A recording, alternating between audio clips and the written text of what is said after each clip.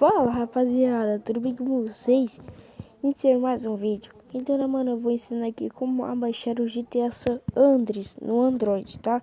Tem muita gente que tem dificuldade para aprender a baixar. Eu era uma vez, agora eu já consegui baixar. Você vai ter que ter, deixa eu sair aqui para vocês verem. Você vai ter que ter aqui o ShareTV, tá?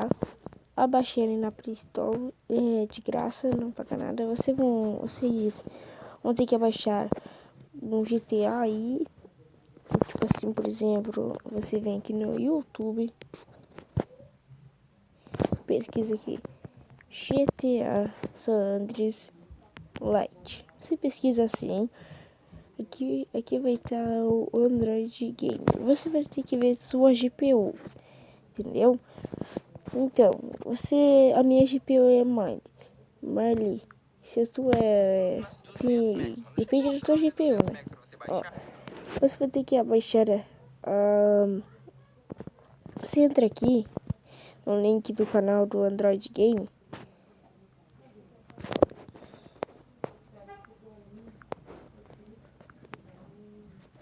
Espera 5 segundos. Fecha a propaganda. Você vem aqui, ó.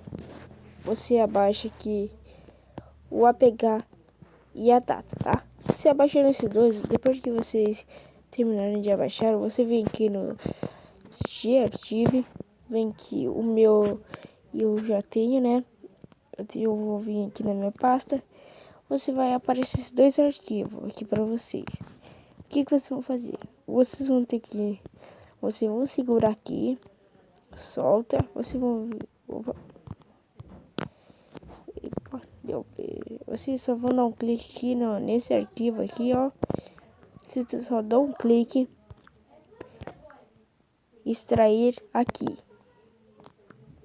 Vai estar extraindo, na hora que terminar de extrair eu volto. Tá terminando aqui já.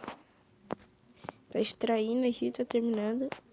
Aí, a hora que terminar vai aparecer essa pasta aqui. O que você vai fazer com essa pasta? Você vai dar um clique nela. Opa, volta aqui. Você vai segurar ela.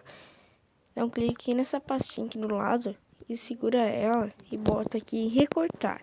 Copiar ou recortar. Um desses dois. Eu vou botar em recortar. Vocês vão vir aqui na... Opa, bateria fraca.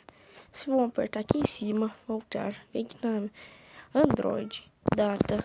E cola aqui.